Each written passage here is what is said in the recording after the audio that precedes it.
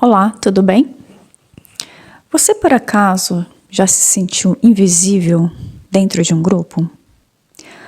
Ou então teve aquela vontade repentina de fugir porque não se sentiu pertencente àquele lugar? Pois é, e se eu te disser que na verdade não são as pessoas que estão sendo cruéis com você? E que essa sensação de sentir invisível, na verdade, é o sintoma de uma ferida chamada rejeição, que nasceu lá na sua infância, mas que ainda está sangrando no seu inconsciente. Hoje eu vou te ajudar a trazer luz a essa dor, para que você pare de fugir e retome o poder da sua própria vida. E fica aqui comigo até o final, que eu vou te mostrar como o seu corpo se moldou, no formato que ele tem hoje, para te proteger dessa dor. Seja muito bem-vinda, bem-vindo. Meu nome é Eliane, sou psicanalista, espiritualista e terapeuta holística. Minha missão aqui é te ajudar a ressignificar feridas profundas, unindo a mente, espírito e o emocional. E antes de entrarmos no conteúdo, eu tenho aqui 2 recados rápidos e importantes que pode te interessar.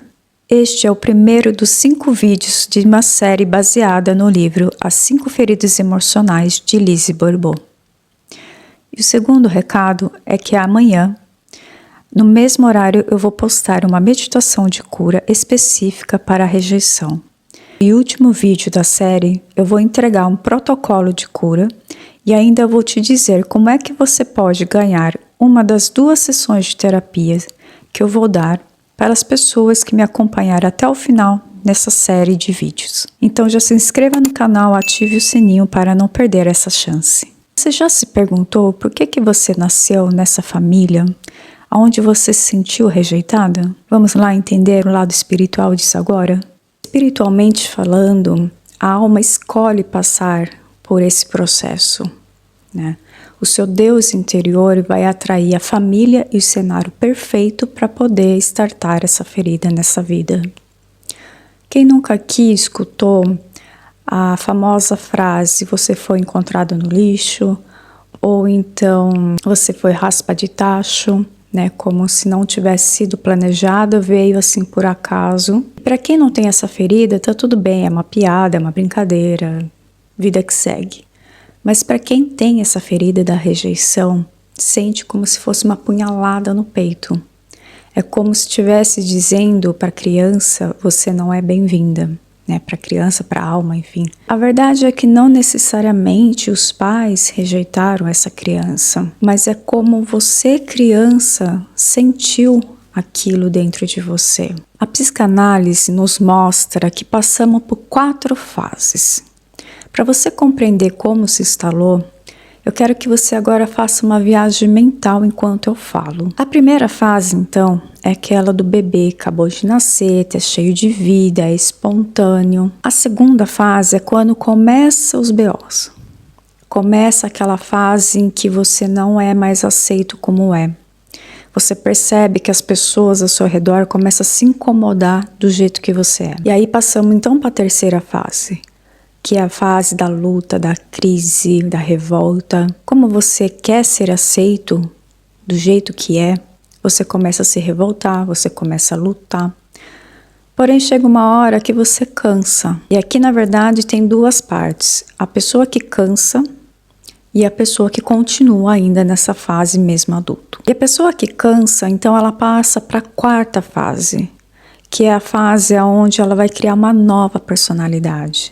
Ela vai colocar a máscara do escapista, que é a máscara de quem sofre a rejeição. E criando essa nova personalidade, você se torna então a pessoa que os outros querem que você seja, e não mais quem você é. E sabe como é então que essa criança se comporta? Essa criança, ela vai ser aquela que é perfeita. Ela não incomoda, ela não faz bagunça, ela não pede nada. Ela é aquela típica criança que os adultos, quando chegam na casa dos pais, falam assim: nossa, nem parece que tem criança nessa casa. E é óbvio, porque a criança quer ser aceita. E o medo de ser expulsa daquele ninho faz com que ela não incomode ninguém, ela se torna invisível. E eu vivi isso na pele. Eu era realmente aquela criança que obedecia sempre, que não fazia barulho, que não fazia bagunça.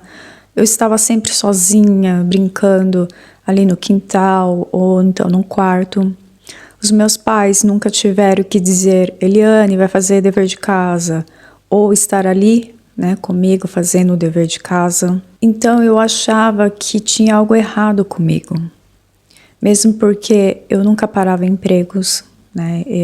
Eu nunca tive promoção dentro de um emprego, então isso me desanimava um pouco e eu acabava saindo.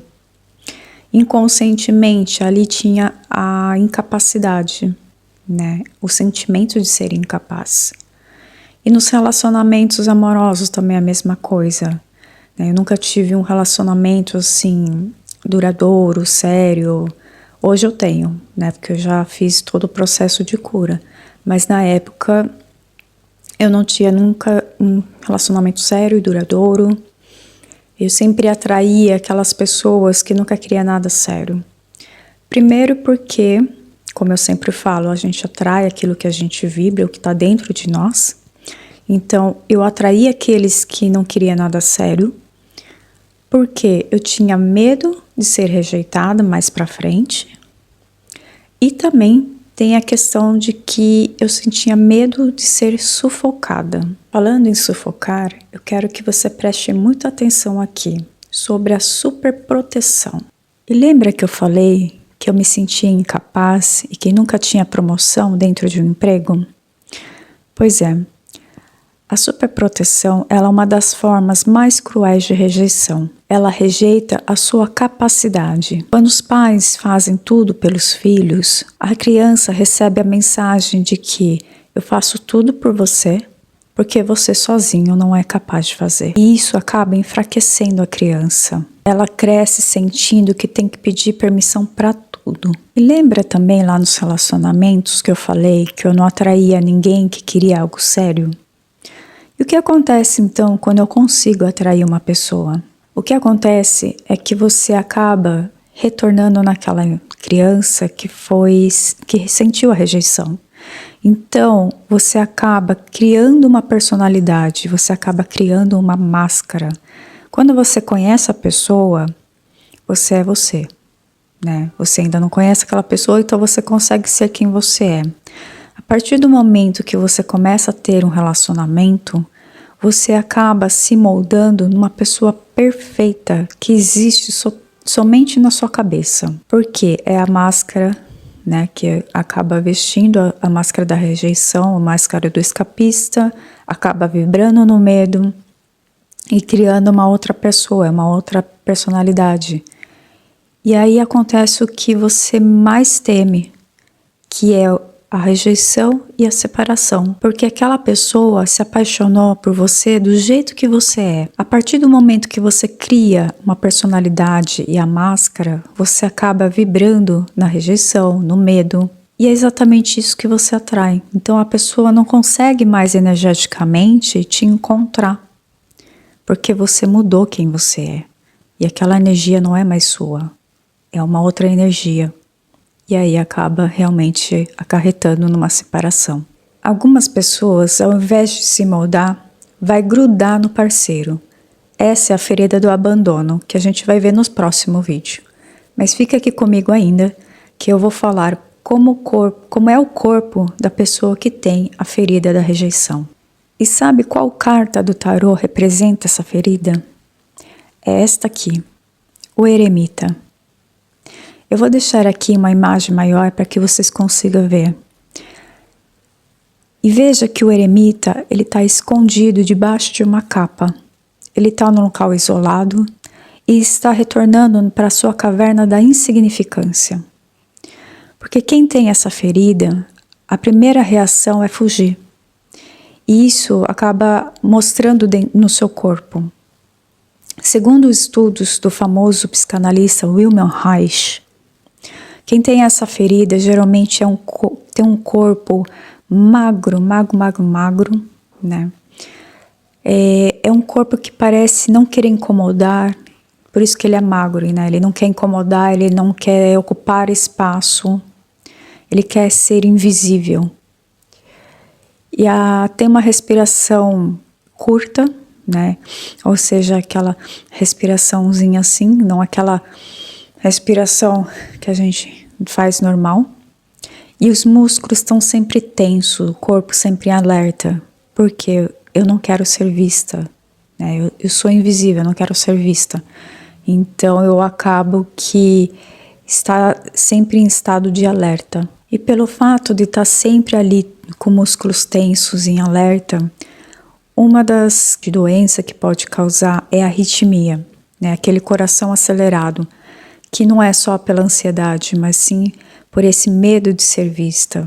Então o corpo está sempre em alerta. E a respiração curta também pode ser que cause aí bronquite, asma, uma mensagem consciente dizendo: eu não posso respirar o mesmo ar que as outras pessoas. Então isso é uma das doenças, digamos assim, que pode ser causado por essa ferida. Eu sei que muitas vezes pode ser dolorido perceber que tem essa ferida, mas se você chegou até aqui comigo, parabéns.